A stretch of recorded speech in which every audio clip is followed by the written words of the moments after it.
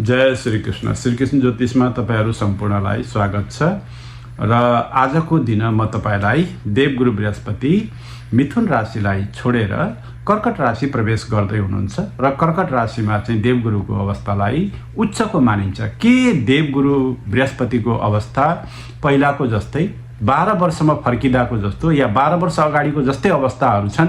के भइरहेको छ? लोकलाई के पर्न सक्छ? तपाईले के प्राप्त गर्दै हुनुहुन्छ या तपाईको राशिलाई के प्रभाव पर्दैछ भन्ने विषयमा छोटो जानकारी लिएर आएको छु।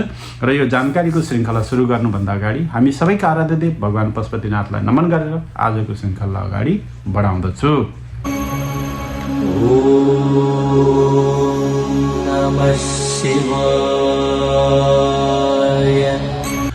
स्वागत छ तपाईलाई। देवगुरु बृहस्पति यही 2 जुन 2026 को दिन तदनुसार 19 जेठ 2083 को दिन मंगलबार को दिन पारेर कर्कट राशि प्रवेश गर्दै हुनुहुन्छ। मिथुन राशिमा उहाँ अति नै सकट अवस्थामा हुनुहुन्थ्यो भने कर्कट राशि प्रवेश गरे सँगसँगै देवगुरु बृहस्पतिलाई राहुको दृष्टिबाट पनि मुक्ति मिल्छ भने अझ उहाँ शक्तिशाली पनि बन्दै गइरहनु भएको छ। र यो किन महत्त्वपूर्ण छ भन्ने विषयमा यो वर्षको विशेष राजग्रह, एकदम कारक ग्रह, काम कर्तव्य र अधिकार पाएका ग्रह भनेका देवगुरु बृहस्पति हुनुहुन्छ र उहाँको सञ्चालन परम उच्चतामा जाँदाखेरि अति नै दिव्य मानिन्छ। यो पहिलो प्रश्न। र दोस्रो कुरा भनेको यो वर्षको बृहस्पति कर्कट राशि प्रवेश अति नै ठुलो महत्त्वपूर्ण भूमिका लिएर आउँदछ। किनभने पुरुषोत्तम मासको ज्येष्ठ कृष्ण द्वितीया तिथि मंगलबारकै दिन कर्कट राशि प्रवेश गर्दै हुनुहुन्छ र जुन प्रवेश गर्ने तिथि छ यो पुरुषोत्तम मास छ 2। र तेस्रो कुरा भनेको मंगलबारको दिन छ। यो वर्षमा जुन चाहिँ विशेष ग्रह हुनुहुन्छ मंगलदेव हुनुहुन्छ, मन्त्री ग्रह चाहिँ मंगलदेवको बार पारेर कर्कट राशि प्रवेश गर्दै हुनुहुन्छ। र हामीलाई चाहिँ के याद छ भने भक्त प्रह्लाद र हिरण्यकश्यपको कथा याद छ, जहाँ 13 महिना परेको वर्ष देवगुरु बृहस्पति परम उच्च हुन गइरहनु भएको छ। र तेस्रो कुरा सकेपछि चौथो कुरामा चाहिँ के छ भने देवगुरु बृहस्पतिले धनु राशिबाट चाहिँ सकट बनाइरहनु भएको छ।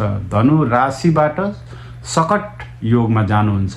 नियम कानुनको भन्दा पनि अब दिलले काम गर्नुपर्छ, मायाले काम गर्नुपर्छ, लोकाचारले कामहरू गर्नुपर्छ, कानुनले मात्रै सबै चिज हुँदैन भन्ने कुराहरूको सोच पनि व्यक्तिगत रूपमा आउने कुराहरू देख्न सकिन्छ।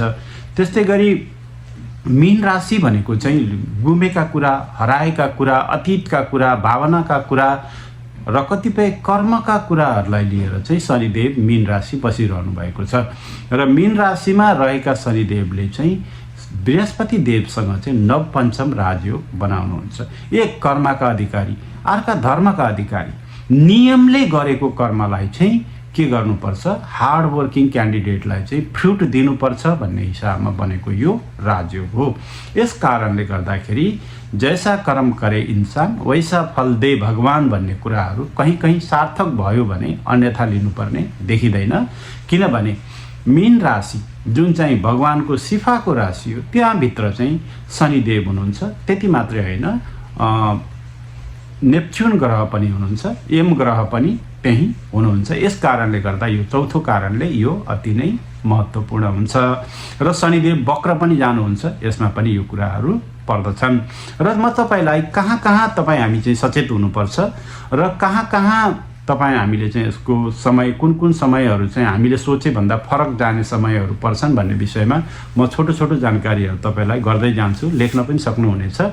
जस्तो पहिलो पुनर्वसु नक्षत्रको चौथो चरण, यसलाई वर्गोत्तम समय भनिन्छ। हरेक वर्गहरूमा, हरेक 16 वर्गहरूमा बृहस्पतिको समय एकदम गोल्डन रहन्छ। 2 जुनदेखि 19 जुन अथवा चाहिँ 19 जेठदेखि 5 असारसम्म चाहिँ वर्गोत्तम रहनुहुन्छ। यो गोल्डन टाइम हो सम्पूर्ण लोकको लागि। त्यसपछि पुष्य नक्षत्रको पहिलो चरणमा चढ्नुहुन्छ 19 जुनदेखि 4 जुलाई, जुन चाहिँ 5 असारदेखि 20 असारसम्मको समय, यो पनि गोल्डन रहन्छ। यही भित्र पर्ने लगभग 5 डिग्रीलाई चाहिँ परम उच्च बिन्दु मानेर बृहस्पतिलाई पूर्ण फलको चाहिँ आशा गरिन्छ। तर मैले अघि नै भने पूर्ण फल अलिक फरक छ है, यो भन्दा 12 वर्ष अगाडिको भन्दा यो वर्षको चाहिँ फल 30 वर्ष अगाडिको जस्तो चाहिँ हुनसक्छ। 12 दुना 24, 12 त्यहाँ 36 वर्ष अगाडिको जस्तो फल हुन सक्छ। र पुष्य 2 को समय भनेको 4 जुलाईदेखि 20 जुलाई अथवा 20 असारदेखि 4 श्रावणसम्म पुष्य नक्षत्रको दोस्रो चरणमा रहनुहुन्छ। जति बेला गुरु बृहस्पति अस्त पनि हुनुहुन्छ।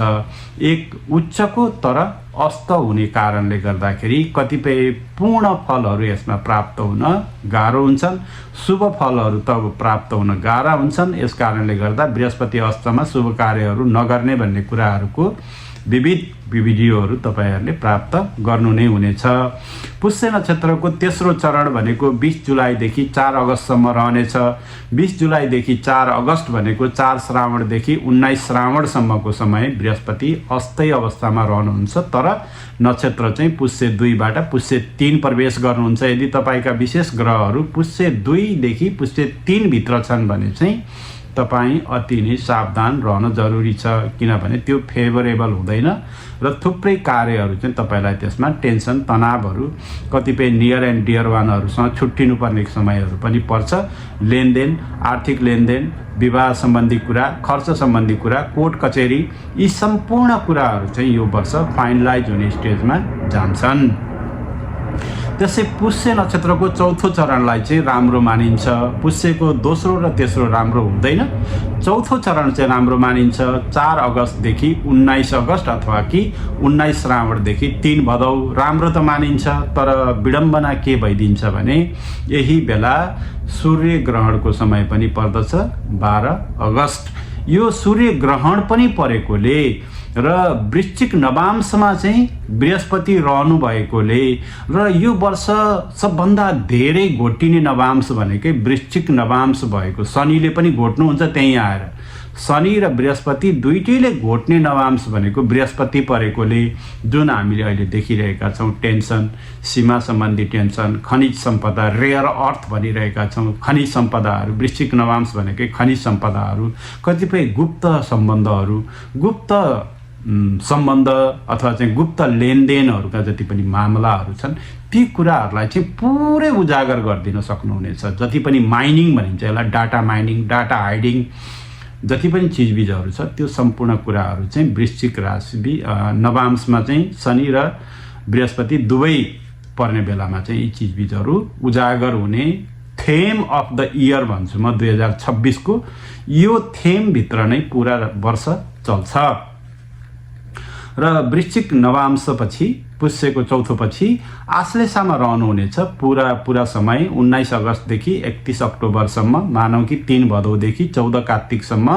अब देवगुरु बृहस्पति आश्लेष नक्षत्रमा आउनुहुन्छ। आश्लेष नक्षत्रमा चाहिँ देवगुरु बृहस्पति बडा सिलेक्टिभ हुनुहुन्छ। पुष्य नक्षत्रमा चाहिँ अलि बढी अल्ट्युरिस्ट अथवा चाहिँ अलि बढी ज्ञानी, अलि बढी दानी हुन्छ भन्ने कुराहरू हुन्छ, तर पुष्य नक्षत्रमा पनि बृहस्पतिको ट्रान्जिटलाई त्यति राम्रो मानिँदैन। जति बेला शनि र बृहस्पतिको चाहिँ नवपञ्चम राजयोग भइरहेको हुन्छ, धर्म कर्माधिपति योग भनिन्छ। मलाई यसमा एउटा गुरुले कथा दिनुभएको थियो कि पुष्य नक्षत्रमा गइसकेपछि शनिदेवले चाहिँ बृहस्पतिलाई होल्ड गरिदिनुहुन्छ, किनभने चोरेर लिएको ज्ञान, ठगेर लिएको ज्ञान, झुक्क्याएर लिएको ज्ञान शनिदेवले चाहिँ बृहस्पतिसित ज्ञान सिक्नुभयो, तर बृहस्पतिले लास्टमा चाहिँ शनिदेवले मसँग झुक्क्याएर लिए ज्ञान भन्ने कुरा थाहा पाइसकेपछि दक्षिणा लिइदिनु भएन र दक्षिणा नलिदिइसकेपछि चाहिँ पुष्य नक्षत्रमा प्रायः जसो चाहिँ गुरु दक्षिणा चाहिँ मारेको या गुरुले दक्षिणा नलिएको अभियोगको कारणले गर्दा शनिदेवले के भन्नुहुन्छ भने आउनुहोस् न मेरो नक्षत्रबाट म तपाईँलाई होल्ड गरेर राखिदिन्छु, म जानै दिन्न, तपाईँको जुन त्यो दानी ज्ञानीवाला नाम छ म सबै कुरा डुबाइदिन्छु भन्ने खाले चाहिँ कथा गरेको पाउँछु। त्यो कतिको फ्रुटिफाई हुन्छ तपाईँ हामीले पनि हेर्न जरुरी छ। त्यही भएर गुरुलाई चाहिँ दक्षिणा नदिएसम्म दीक्षा पुरा हुँदैन। स्कलरसिपमा पढेको ज्ञानहरू कतिपय अवस्थामा फेल खाने कारणहरू यिनै हुन् कि बिना पैसाले आर्जेको सम्पत्ति, बिना पैसाले आर्जेको ज्ञान धेरै जसो चाहिँ यो ऋणी ज्ञान हुने भएकोले यसमा चाहिँ प्रायः गुरु शिष्य सम्बन्धमा हामीले चाहिँ के गर्छौँ भने दक्षिणा बिना चाहिँ कुनै पनि ज्ञान धारण गर्ने अथवा चाहिँ दीक्षा धारण गर्ने काम चाहिँ गर्दैनौँ, जुन चाहिँ पुष्यले यो होल्ड गरिदिने गर्छ। र अब आश्लेषामा गइसकेपछि जुपिटर सेलेक्टिभ हुनुहुन्छ, किनभने पुष्य नक्षत्रमा ठगिनु भयो, जसलाई नि ज्ञान दिनुभयो, शनिले पनि पाए, सबैले पाए। अब पुष्यमा आश्लेषामा गइसकेपछि बृहस्पति चाहिँ सिलेक्टिभ हुनुहुन्छ, कसलाई दिने, के क्राइटेरिया राख्ने, के मापदण्ड राख्ने, के कुराहरू हुने। जब बृहस्पतिले यसो भन्न थाल्नुहुन्छ अनि अलिकति चाहिँ समता समानता हामीलाई पनि चाहिन्छ भन्ने कुराहरूको चाहिँ विरोध प्रतिरोधहरू ज्ञान शिक्षा सम्बन्धी कुराहरूमा मैले प्रायः जसो देख्ने गरेको छु। आश्लेषा 1 भनेको चाहिँ 19 अगस्तदेखि 3 सेप्टेम्बरसम्मको समय रहन्छ, 3 भदौदेखि 18 भदौसम्मको समय। यो अलि ठिक रहन्छ, किनभने कर्कट राशि धनु नवांशमा जानुहुन्छ, बृहस्पति दुवै तर्फबाट चाहिँ परम उच्च र उच्चको अवस्था हो, यो ठिक छ। आश्लेषा 2 गइसकेपछि चाहिँ भेरी भेरी डेन्जरस भनिन्छ। आश्लेषा 2 मा गुरु पण्डित शिक्षक प्रधानाध्यापक यो सम्पूर्णलाई सबभन्दा शास्त्रमा चाहिँ एउटा प्यानकेकको भाग छ। यो खण्ड चाहिँ अति नै निन्दित खण्ड छ, जुन चाहिँ आश्लेषाको दोस्रो चरण हो। आश्लेषाको दोस्रो चरण मकर नवांश हुन जान्छ। यहाँ चाहिँ धेरै जसो गुरु पण्डितहरूलाई अलि समस्या आउने गर्छ। मलाई याद छ हाम्रा महेन्द्रलाई पनि यही समस्या आएको थियो र पोखरेललाई पनि यही समयमा चाहिँ समस्या आएको थियो। यस कारणले गर्दा यो व्यक्तिगत कुरा गर्न मलाई पटक्कै मन छैन, किनभने धेरै कुराहरू बोल्दा मान्छेले तर्कभन्दा कुतर्क छिटै गरिहाल्छन्। त्यस कारणले गर्दा आश्लेषामा पनि के हुन्छ भने गुरु बोल्दैनन्, बोल्नुभन्दा नबोल्नु ठिक भन्ने कुरा चाहिँ यो बिन्दुमा भइहाल्छ। तपाईँले केही कुरा भन्नुभयो भने तर्कभन्दा कुतर्कले मान्छेले च्याप्ने गर्छन्। जुन समय हो 3 सेप्टेम्बरदेखि 20 सेप्टेम्बर, 18 भदौदेखि 4 असोज। त्यस्तै गरी आश्लेषा 3 भनेको 20 सेप्टेम्बरदेखि 9 सेप्टेम्बर हो, 4 असोजदेखि 23 असोज। यो भनेको चाहिँ समय फेभरेबल रहँदैन, सकट योग बन्न जान्छ। कर्कट राशि कुम्भ नवांश सकट योगमा चाहिँ के हुन्छ भने गुरुको धन सम्पत्ति चोरी हुनु, गुरुलाई लान्छना लाग्नु, जेल यात्राहरूसम्म जानु या वीवीआईपीहरूलाई पनि यो बेलामा सतर्क हुन जरुरी छ, छोटो इसारा मात्रै। र आश्लेषाको चौथो चरण चाहिँ अति नै राम्रो मानिन्छ। मीन नवांश कर्कट राशि, मीन नवांश शनि र शनिको जुन मीन राशिको सम्बन्ध छ त्यो पनि बन्छ र धेरै कुराहरू यसमा चाहिँ क्लोजिङतिर जाने, जति पनि अड्के बल्झेका चाहिँ कागजात सम्बन्धी कुराहरू छन्, सीमा विवादहरू छन् अथवा चाहिँ सीमा सम्बन्धी कतिपय कुराहरूलाई चाहिँ 9 अक्टोबरदेखि 31 अक्टोबरसम्म चाहिँ सर्ट आउट भइरहेको देख्न सकिन्छ यो बृहस्पतिको गोचरसँगै। र 31 अक्टोबर पछि चाहिँ के गर्नुहुन्छ भने देवगुरु बृहस्पति सिंह राशि प्रवेश गर्नुहुन्छ र सिंह राशिबाट फेरि फरक्कै फर्केर चाहिँ कर्कट राशिकै यो चौथो चरणतिर हुँदै अगाडि बढ्नुहुन्छ, जुन चाहिँ 2027 को कथा स्टोरीहरू रह्यो, अक्टोबर पछिका कुराहरू रहे। र यो देवगुरु बृहस्पतिको चाहिँ एकल मात्रै यसमा मैले व्याख्या गरेको छु, अरू ग्रहहरूको छोटो छोटो विवेचना मात्रै भएको छ। बाँकी अरू ग्रहहरूले पनि गर्ने योग दुर्योगले पनि के गर्छ भने यो फललाई कि माथि लैजाने गर्छ कि तल झार्ने गर्छ। यी कुराहरू भने हामीले फेरि अरू ग्रहहरू पनि भन्दै जाँदाखेरि व्याख्या गर्नेछौँ। अब मैले बृहस्पतिको भने, अब त्यस्तै गरी मैले बिचमा फेरि शनिदेवको कुरा गर्छु, त्यस्तै गरी मङ्गलदेवका कुराहरू हुन्छन्, शुक्रदेवका कुराहरू हुन्छन्। यी सबै कुराहरूले चाहिँ त्यही बिन्दुमा चाहिँ ती ग्रहहरूको चाहिँ ट्रान्जिटहरू अथवा चाहिँ वक्रताहरू, ग्रह अस्त हुने परिवेशहरू रहे भने यी बताएका चिजबिजहरू चाहिँ अलि बढी रूपमा देखा गर्ने गर्छन् भने शुभ योग भयो भने कहिलेकाहीँ यो नलिफाई पनि हुने गर्छ। आज यति भन्दै तपाईँहरू सम्पूर्णलाई देवको कृपा मिलिरहोस्, देवगुरु बृहस्पतिले हामी सबैको कल्याण गरून्। सर्वे भवन्तु सुखिनः, सर्वे सन्तु निरामया, सर्वे भद्राणि पश्यन्तु मा कश्चित् दुःख भाग भवेत् भन्दै आजको वाणीलाई यहीँ विश्राम दिन्छु। जय श्री कृष्ण।